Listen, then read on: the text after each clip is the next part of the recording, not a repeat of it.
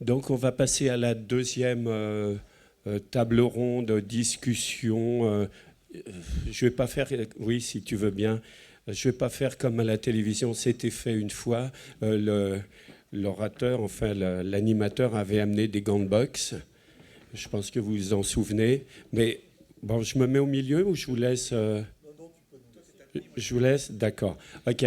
Donc Philippe Pouletti, Denis Luquin, deux personnalités de l'investissement en biotech, des visions que j'espère totalement différentes. Tu veux dire deux dinosaures après la jeune et jolie Oui, Vanessa Malier. Votre oui, dinosaure, surtout lui. oui, dinosaure, il y a une notion d'âge qui me gênait. Non, parce que je suis plus vieux que vous, hein, je vous rappelle. Ok, donc qui démarre la discussion, voire les hostilités? Est-ce que vous voulez voir des diapos? Allez, elle a dit oui. Elle a dit oui. On va essayer d'avoir le dialogue après. Je commence ?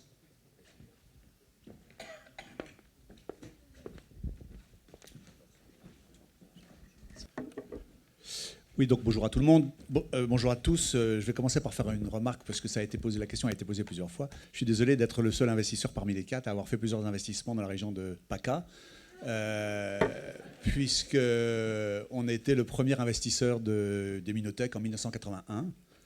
On était le premier investisseur de Innate Pharma en 80, je me souviens plus. Et puis on en a fait un troisième qui a mal tourné aussi. Pardon ?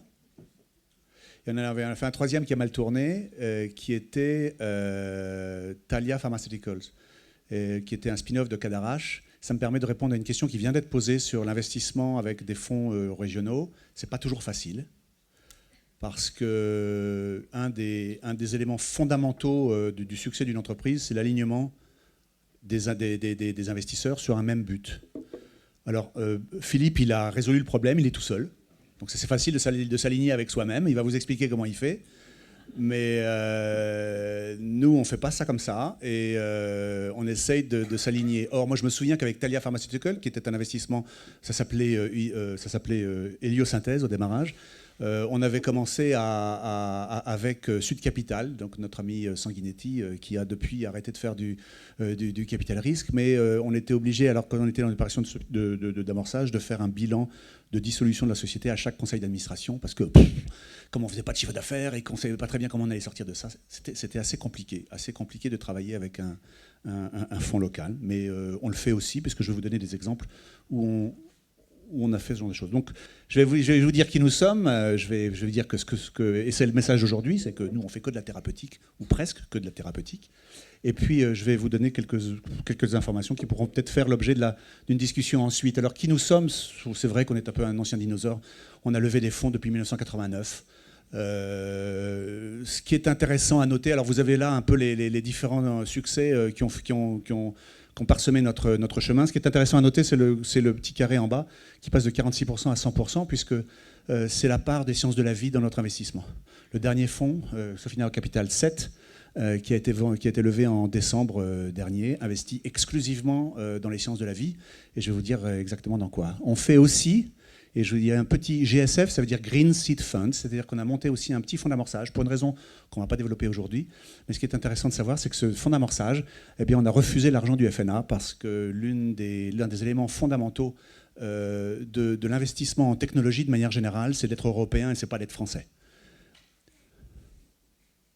Voilà, qui met de l'argent, justement? Qui met de l'argent chez nous? Voilà les gens qui mettent de l'argent chez nous. Vous avez les sacro-saints fonds de pension. Ce sont des machines de guerre qui sont absolument critiques pour le monde du private equity de manière générale, et en particulier du capital risque mondial. Donc voilà ceux qui en ont mis un peu chez nous. Donc vous avez des gens du Danemark, d'Angleterre, de Suisse. Vous avez les sociétés d'assurance, surtout les sociétés d'assurance vie. Il faut aller au Japon de temps en temps pour aller chercher de l'argent pour investir dans les startups françaises. Vous avez, lorsque ces gens-là n'ont pas développé leur savoir-faire pour investir chez des gens comme nous, eh bien, ils donnent de l'argent à des fonds de fonds, les funds of funds, qui sont en fait donc des intermédiaires. Et là, vous en avez quelques-uns qui sont très connus. Vous avez des institutionnels. Si on a un tout petit peu de temps, on parlera du Wellcome Trust, qui a décidé d'arrêter d'investir dans le capital risque en sciences de la vie, puisqu'il considère que le capital risque n'est pas approprié, n'est pas un modèle pour la création d'entreprises de biopharmacie. C'est intéressant. Et puis vous avez des individus qui ont fait de l'argent. Et puis comme Vanessa, on a bien entendu aussi des industriels. On a eu JSK pendant plusieurs fonds d'affilée. Et on a... Voilà, et notre dernier fonds, celui qu'on a clôturé donc en décembre, c'est Merck qui est un investisseur. Voilà dans quoi on investit. 3 grands domaines. La biopharma, donc on fait que de la thérapeutique là, dans la biopharma. Dans le medtech, on fait que de la thérapeutique aussi. On va pas investir, on investit dans du matériel médical à une seule condition, c'est qu'il soit là pour soigner des gens. Et puis, depuis 4 ou 5 ans, on investit dans un autre domaine, mais que je passerai sous silence aujourd'hui, qui est la biotech industrielle. C'est-à-dire que là, on ne s'adresse plus à l'industrie pharmaceutique, on s'adresse à l'industrie chimique. On va faire de la chimie du renouvelable avec la biotech industrielle. Le type d'investissement qu'on fait, on n'investit qu'au démarrage de l'entreprise. On ne sait pas faire autre chose. Alors c'est le quasi-démarrage, parce que de temps en temps, et pour répondre à une autre question, oui, on investit avec des business angels qui ont déjà financé la société. Oui, on investit avec des fonds de seed qui ont déjà investi dans la société. Mais de manière générale, on ne sait faire que des startups et on aime bien qu'ils croissent le plus vite possible. C'est pour ça qu'on a mis un bambou et pas un chêne. Un bambou, ça pousse vite et c'est très important. Là, je reviens sur ce que disait Franck tout à l'heure. La notion de temps, pour nous, est absolument fondamentale. Il faut qu'on puisse gagner de l'argent vite et en peu de temps. On est là pour gagner de l'argent, pour faire gagner de l'argent à nos investisseurs, et je ne connais pas d'autre rationalité in fine.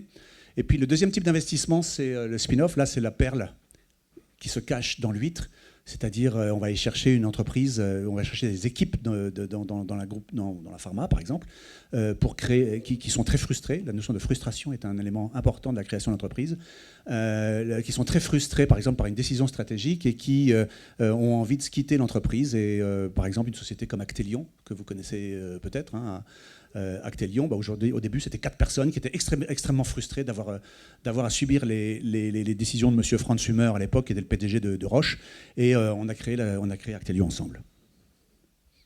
Voilà, je vais repasser très vite. Ce qu'il faut retenir, c'est que c'est la notion de fund returner mentality, c'est-à-dire qu'à chaque fois qu'on fait un investissement, on voit, dans 95%, ça ne sera pas le bon chemin, 95%, ça ne sera pas le bon chemin, mais on voit un chemin qui va nous permettre de faire 10 fois la mise. Voilà. On veut pouvoir ramener. Et puis, on est assez actif dans ce qu'on fait, puisque vous voyez que dans 9% des cas seulement, et ça c'est une statistique, parce que Philippe me disait qu'on ne fait pas de statistiques sur les sociétés, sur les petits nombres, là c'est sur toutes les sociétés dans lesquelles on en a investi depuis quelque temps, depuis 1989. Dans 9% des cas simplement, on suit d'autres investisseurs, que ce soit en France, en Europe ou aux États-Unis. Puisque là, je crois que je n'ai pas de slides là-dessus, non. Notre terrain de jeu, c'est l'Europe, de manière générale. Et donc 3 investissements dans PACA, je répète, c'est pas mal. Et puis 30% de nos investissements sont faits aux États-Unis. Voilà, je crois qu'il faut aussi parler de l'équipe. Voilà l'équipe qui sévit. Et derrière cette équipe, donc, qui sont les 4 investisseurs, il y a 4 PhD, et 3 des 4 sont MBA. Donc ils sont là pour recevoir les scientifiques, pour aller à l'approche, pour aller vers les scientifiques, dans les réunions scientifiques, pour essayer de trouver de nouveaux projets. Alors que yes we do, ça veut dire quoi? Ça veut dire qu'est-ce que vous avez fait? Montrez-nous ce que vous avez fait. Alors la meilleure façon de faire, c'est peut-être de vous montrer notre track record. Et notre track record, il peut pas ne mieux être synthétisé que par cette slide qui sont nos sorties depuis 5 ans. Voilà toutes nos sorties depuis 5 ans, qui sont exclusivement des sociétés dont certains vous les connaissez. Mais alors Corvalve, c'est en France, Fovea en France, Novexcel en France, Movetis Belgique, Stentis en France, Preglem en Suisse, HBI en Angleterre, DBV en France. Il y en a pas mal en France, Omterra aux États-Unis, BioAmber aux États-Unis et EOS en Italie. Toutes ces sociétés se caractérisent par plusieurs éléments, de manière commune. Toutes, nous sommes intervenus comme le principal investisseur au démarrage. On ne sait faire que ça, je suis désolé. Venez pas nous voir si c'est pour accompagner un tour de table ou pour prendre une position minoritaire de 5 ou 10%. Ça, on ne sait pas faire.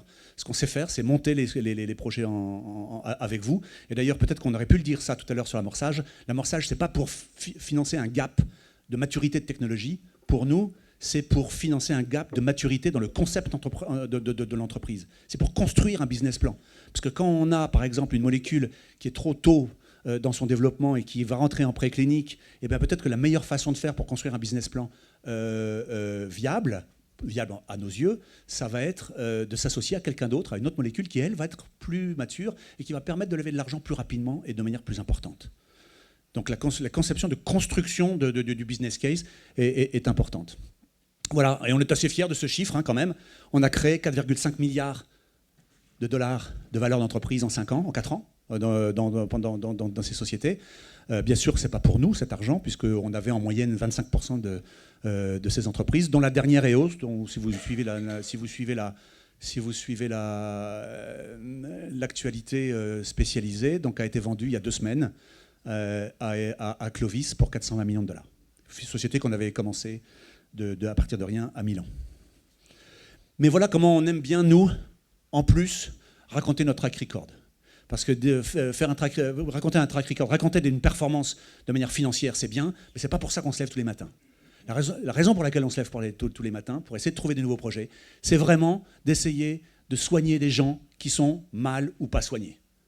Et grâce à nous, je ne sais pas si grâce à nous, d'abord grâce aux entrepreneurs qui ont créé l'entreprise, mais au jour d'aujourd'hui, on peut dire que 10 000 patients qui souffraient d'hypertension pulmonaire dans le monde sont aujourd'hui correctement signés, et en particulier des enfants qui devaient avoir une seringue dans le bras 12 heures par jour et qui avaient une vie misérable, aujourd'hui retournent à l'école. Et ça, on en est très fiers. De la même façon qu'avec Corvalve, aujourd'hui 2000 patients, certes on a vendu l'entreprise entre-temps à Medtronic, on a vendu l'entreprise à Medtronic, et c'est le plus gros centre de croissance de Medtronic au jour d'aujourd'hui, leur division Corvalve. Mais aujourd'hui, 2000 patients ont eu leur valve aortique remplacée par une voie, par une voie périphérique, par l'introduction de la veine, et aujourd'hui se ressortent de l'hôpital le lendemain de l'opération chirurgicale, alors qu'avant, il fallait 3 semaines, d'abord une semaine en soins intensifs et 2 semaines en soins normaux, pour pouvoir faire sortir les patients de l'hôpital lorsqu'ils souffraient de cette maladie.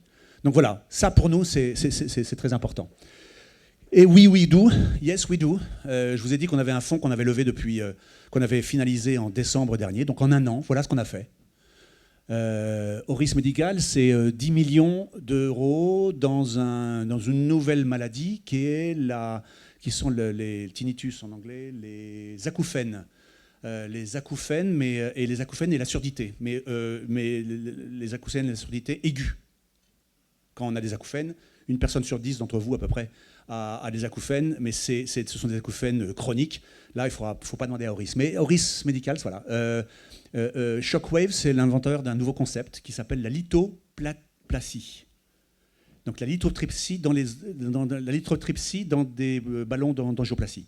C'est pour aller casser les parties calcaires des plaques d'athérome. MedD, là, on va essayer de faire remarcher les gens qui ont la sclérose en plaques.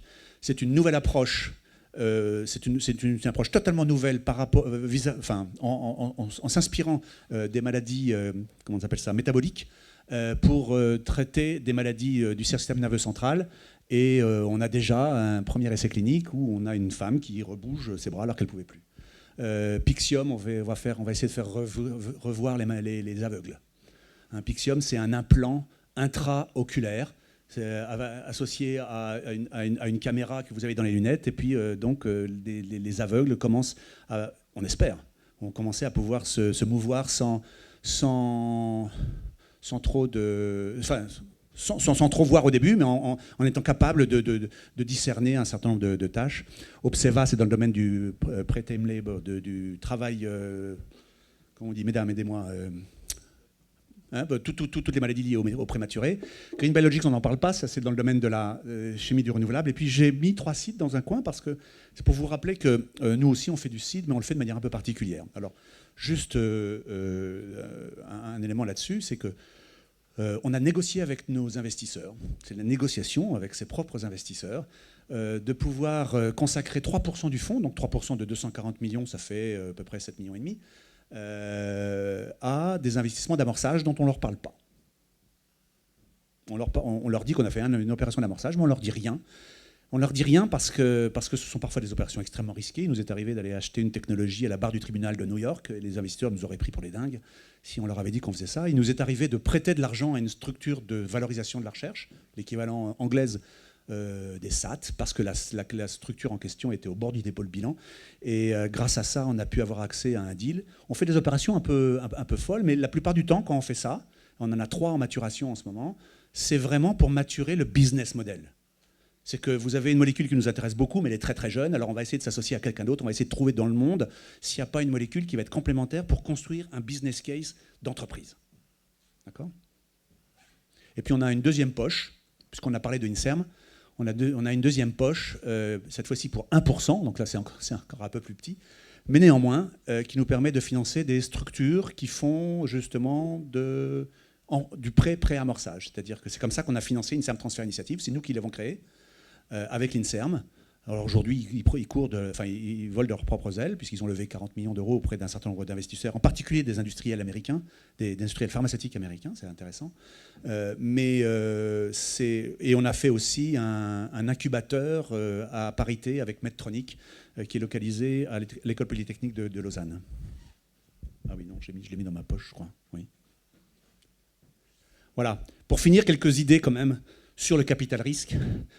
Alors ça, ce sont des chiffres Sofinnova. Ce sont des chiffres Sofinnova. Entre 1991 et 2001, l'argent que nous faisions, et là je parle de cash, je ne parle pas de valeur d'entreprise. Tout à l'heure, quand on parlait de sociétés, quand on créait 4,5 milliards de sociétés, c'est vraiment du cash. Ce n'est pas la valeur d'entreprise qui constitue un track record. C'est cash on cash, comme on dit dans le métier. Eh bien, entre 1991 et 2001, près de 90% de l'argent qu'on crée et qu'on rembourse et qu'on renvoyait à nos investisseurs, parce que nous avons nos propres investisseurs, eh bien, était fait au travers de la vente d'actions publiques, c'est-à-dire des sociétés qui avaient fait un IPO. La tendance est complètement inversée depuis 2000. Alors, c'est vrai qu'elle est en train de se réinverser un tout petit peu en ce moment, mais aujourd'hui, et c'est à ça que je voulais arriver, aujourd'hui, quand on fait de l'argent, on le fait au travers de vente de nos entreprises à un groupe industriel. C'est comme ça qu'on fait de l'argent. Et l'une des caractéristiques de ce qu'on recherche parmi les entrepreneurs qu'on va financer, c'est que ce sont des gens qui vont avoir la dynamique, qui vont avoir l'envie, qui vont avoir, j'allais utiliser un gros mot, de créer leur entreprise, mais dans une perspective de création de valeur qui ne soit pas uniquement pour garder leur entreprise pour eux, mais pour vendre leur entreprise à un groupe industriel. 10% des sociétés qu'on finance vont rester publiques. La plus grande d'entre elles étant Actelion, elle vaut 8 milliards sur la bourse suisse. Je vous rappelle aussi, ça c'est juste pour schématiser une politique de portefeuille. Quand vous êtes investisseur, vous avez une politique de portefeuille, c'est-à-dire que vous attendez à ce que 20%, c'est-à-dire 2 sur 10, des sociétés dans lesquelles vous avez investi, vont faire le retour que vous attendez. Donc là, vous avez investissé 1 million, par exemple, 10 fois 1 million, ça c'est le bleu clair, dans 10 entreprises différentes. 3 d'entre elles, dont une va vous rapporter 15 fois la mise, une deuxième va vous rapporter près de 10 fois la mise, et puis les autres, la plupart, 20% d'entre elles vont disparaître corps et âme. C'est normal, c'est pas infamant. Et c'est la politique d'investissement d'un groupe de capital risque, je dirais, normal. Oui, l'une des dernières informations que je voulais vous donner, c'est ça. Ce qui me permettra de faire la liaison avec ce que disait Franck aussi tout à l'heure. Le capital risque en Europe, non, en France, pardon. Oui, en Europe aussi. Le capital risque en Europe perd de l'argent. C'est une industrie qui perd de l'argent. Alors quand vous montrez ça à des investisseurs que je vous ai montrés tout à l'heure, qui sont des fonds de pension, des sociétés d'assurance, etc., et que vous leur dites « mais moi je suis un fonds de capital risque, je viens chercher de l'argent chez vous », et lui il me dit « mais moi je peux investir si je veux dans le LBO ». Et là, en France, ça va me ramener 15-16% par an, en moyenne. Pourquoi voulez-vous que j'investisse dans le capital risque ? Sauf quelques cas particuliers, mais c'est ce à quoi faisait allusion tout à l'heure Vanessa et Franck. Mais Franck, et en disant notre objectif, c'est de faire de l'argent. C'est de rendre... Moi, mes clients, ce sont mes investisseurs. Ce n'est pas les gens chez qui j'investis. Mes clients, ce sont mes investisseurs. Et ce que je vends, c'est un taux de rentabilité annuel. Et je ne donne aucune garantie à mes investisseurs, bien sûr. Mais ce qu'il attend de moi, c'est que je lui donne un taux de rentabilité minimum de 10-15% par an. Et puis, là aussi, pour illustrer ce qu'on disait tout à l'heure, la part de l'État avec un grand E, dans le monde du capital risque en Europe. Voilà d'où provenaient les fonds qui ont été levés en 2007. Donc vous voyez qu'il y a des banques et des compagnies d'assurance et des fonds de pension. Ça, je vous ai seriné avec ça depuis tout à l'heure. Et puis vous avez des agences gouvernementales qui représentaient en 2007 9%. Regardez ce que deviennent les 9% en 2011. Il y a une étatisation rampante du monde du capital risque. C'est tout à fait clair. 60% de l'argent levé en 2011. Et ça, la seule façon de faire, la seule façon d'éviter cette étatisation, j'en connais pas d'autre, c'est d'être profitable.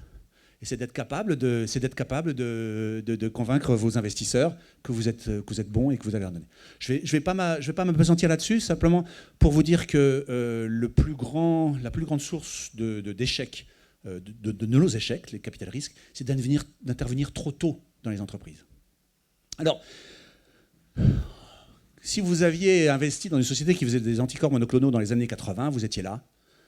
Et moi, je me souviens d'une émission à la télévision où, 89-90, qu'un investisseur américain, une personne physique, disait « Moi, à chaque fois que je vois le mot immuno, j'investis. » Lorsqu'il y avait un IPO sur le Nasdaq. Ça veut dire qu'à l'époque, je ne sais pas comment je peux faire marcher ça, ça veut dire qu'à l'époque, on était probablement tout en haut. Ça, je ne sais pas si vous connaissez ça, c'est le cycle de Gartner, qui est en fait un institut qui a démontré qu'avec ce type de cycle, on peut expliquer toutes les évolutions, en particulier technologiques, et qui explique beaucoup la notion de bulle, qui est totalement inhérente au monde de l'innovation. Il ne faut pas éviter les bulles, elles sont inhérentes. Moi, je pense qu'il va y avoir une bulle sur les maladies orphelines, sur les maladies rares. Tout le monde regarde des maladies rares en ce moment. Ça a ses limites. Donc, et Michel se souviendra qu'en 1989, on a eu un projet ensemble de créer une entreprise.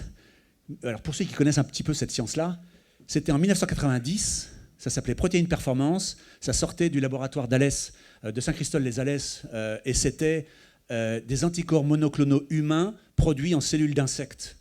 En 1990, on était beaucoup trop tôt. On avait investi ici et on s'est pris un gadin.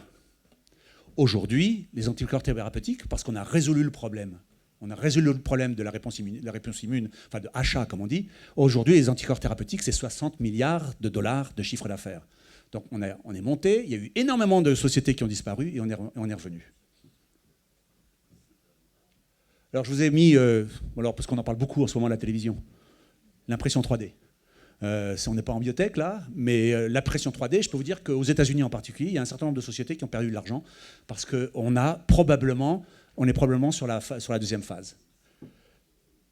Si vous me posez la question, où est-ce qu'il faut investir aujourd'hui ? Probablement dans la thérapie génique. Bizarrement. On parlait beaucoup de la thérapie génique dans les années 90, beaucoup. On a regardé les AAV, les adénovirus, les rétrovirus, on a vu apparaître les lentivirus. Il y a eu plein de sociétés qui ont été créées, plein de sociétés qui ont fait des gadins, plein d'investisseurs qui ont déposé. Aujourd'hui, dans les 3 mois qui viennent de s'écouler, 6 sociétés ont été créées aux États-Unis, dont sur la thérapie génique, et nous on est en train d'en regarder une en France. C'est probablement l'un des domaines où il faut investir maintenant.